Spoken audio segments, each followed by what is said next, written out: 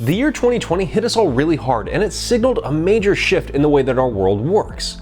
More people than ever before are working from home, prices are bonkers, and more people are playing tabletop RPGs than we've ever seen. Because of the nature of the pandemic, most of the people that joined the tabletop RPG community did so remotely.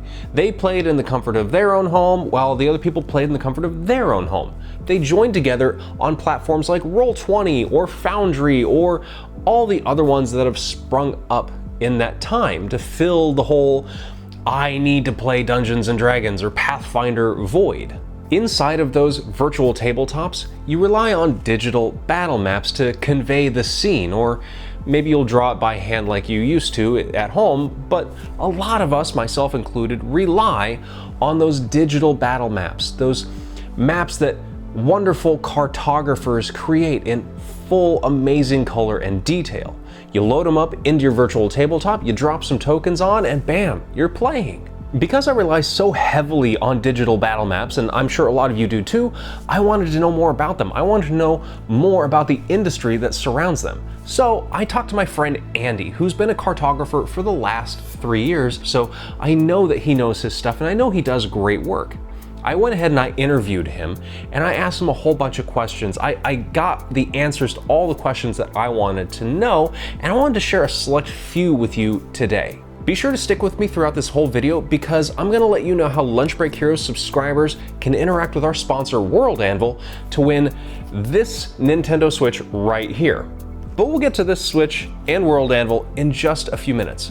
Right now, I'm really curious about how the battle map and cartography industry has grown and what it's looking like these days. I do feel that the cartography industry has grown substantially even in the last couple of years. Obviously, COVID drew a lot of people into the VTT world because, we're not going to stop playing D&D just because of the global pandemic. Of course not. I mean, come on. It's only the apocalypse. We got this. That's right. Yeah, we roleplay the apocalypse all the time. So for us, that's just another Tuesday session. And, so I think in the last couple of years, because of that growth, you're seeing a lot more people who are finding the joy and wonder of creating their own battle maps. It makes a lot of sense that the cartography industry has grown because the RPG industry has grown. It's exploded. There's a ton of players out there and game masters out there that are looking for these battle maps. And of course, the cartographers rise to the challenge and they deliver in spades. But there comes a time in every industry where there's just too many people working at it. We call that market saturation. So is the cartography industry saturated? As far as that market saturation, I'm not really sure. I will say that there are more cartographers, but that just means that there's more options for people to go to. One thing about cartography and battle maps that I see is that each artist adds their own flair, their own flavor, their own moods, and the way that they handle colors and the way that they creatively use assets. And I think that there's enough cartographers out there to speak to every DM who's looking for digital battle maps, who could really find that inspiration from a map that they see and they go, I don't know what I'm going to use this for yet, but I'm going to make an encounter for it because it's a beautiful map. Okay, so there's plenty of room for more cartographers in the industry. That's great news for any of you who've been wanting to give this a shot. So go ahead and download GIMP or Photoshop, log into Incarnate, and just start creating. Bring your own spin to the cartography industry. Create your battle maps the way that you want to see them, and maybe you can make your mark on the industry. Everybody can bring their own little unique talents into it. Now, Andy brings his own unique talent too, which happens to be telling a story visually through the elements on the map. I prefer a more realistic battle map.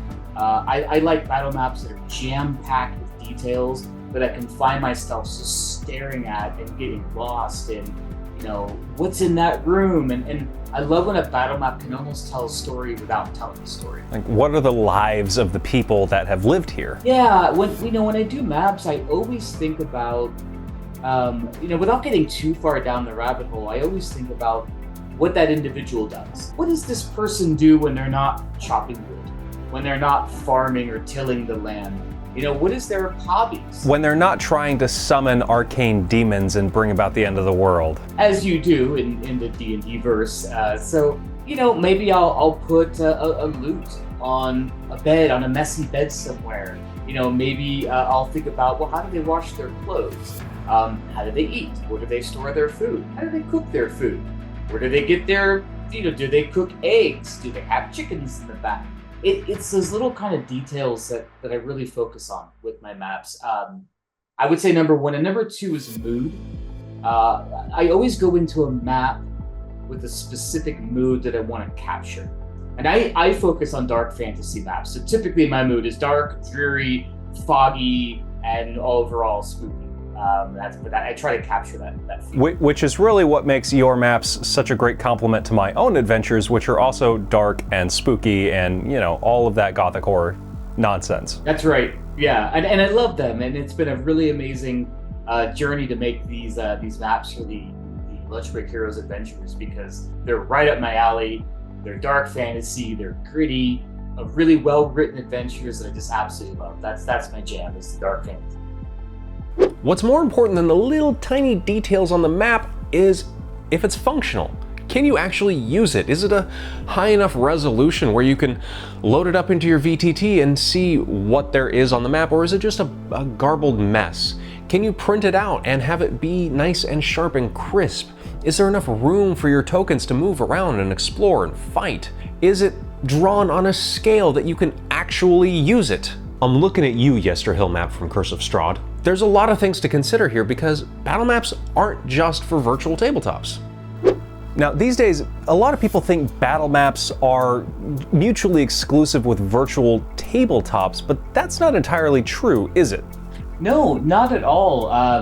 When I first got into building maps, that's what I thought. I thought, oh, well, I can only use this map with Roll20 or Foundry.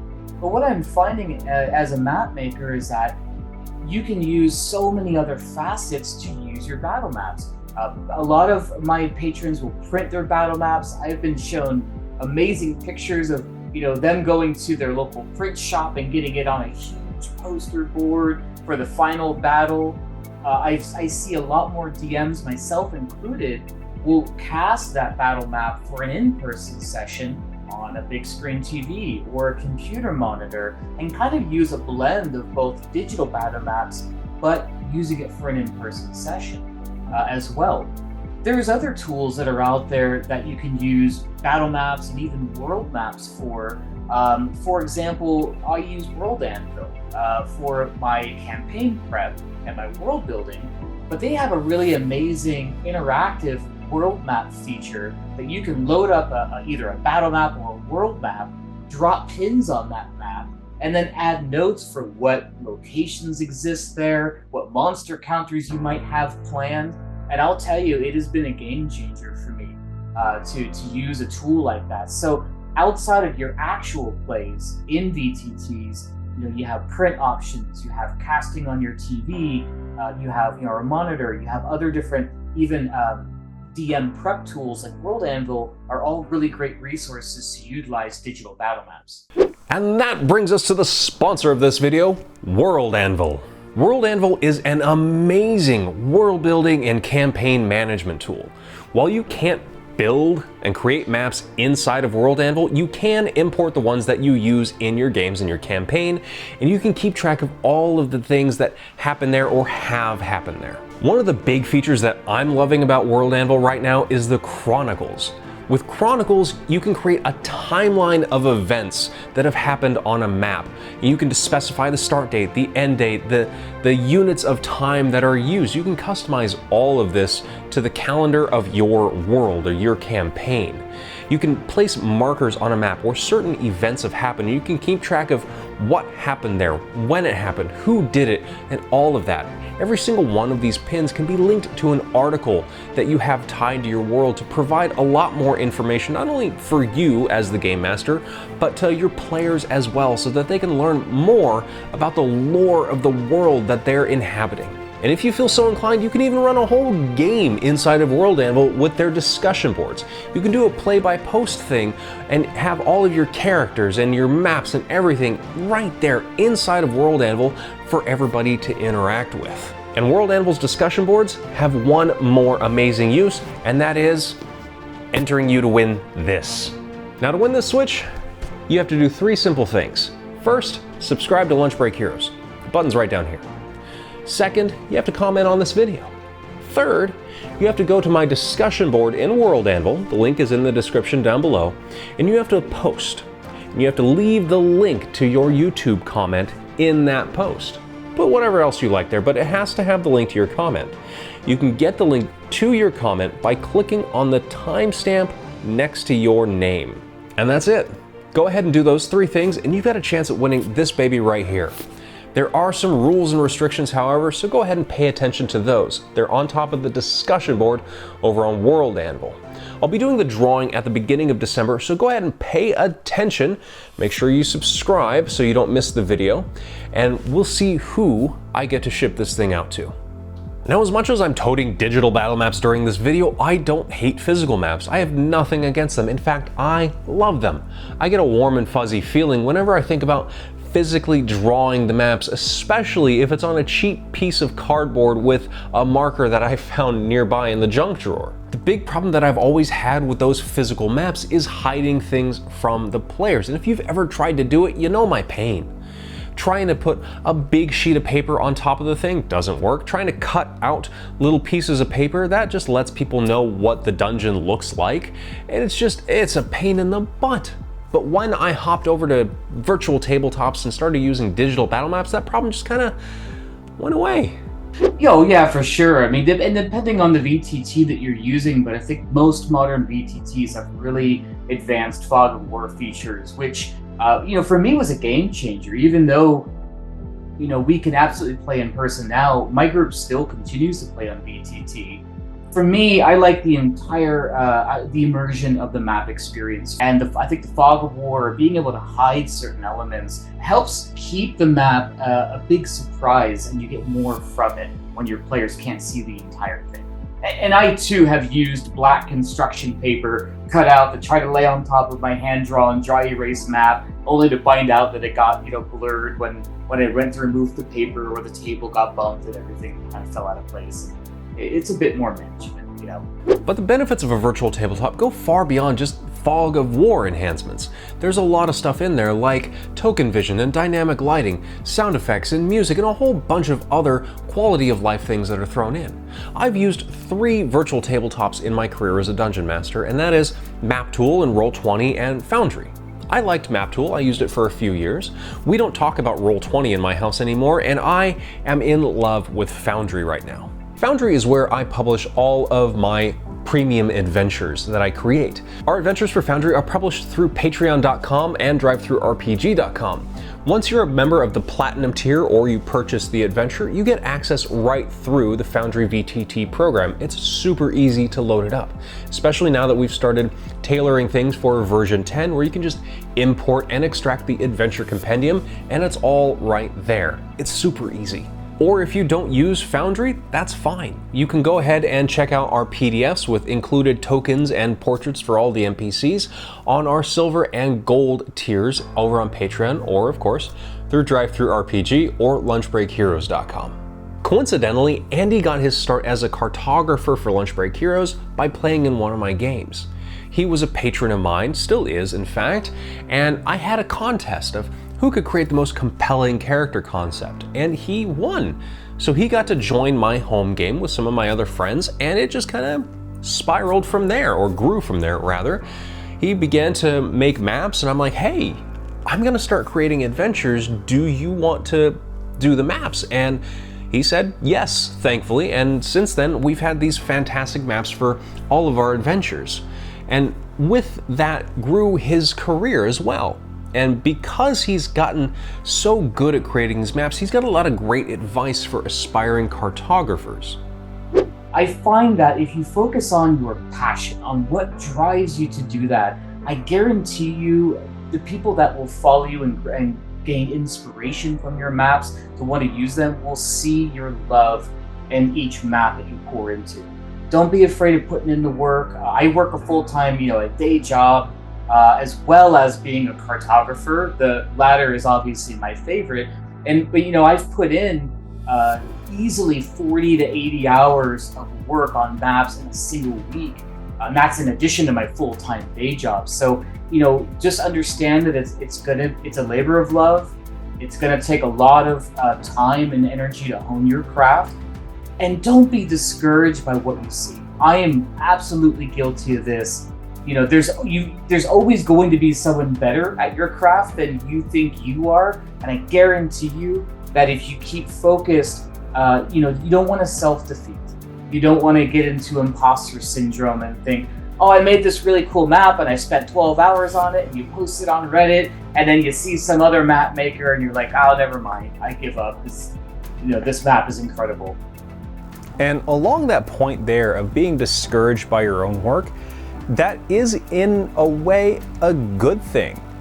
That means you have taste. That means that you know that it can be better. You know that there is progress to be made in your own work. The key is to not get discouraged by it, but to use it as fuel and let it push you further.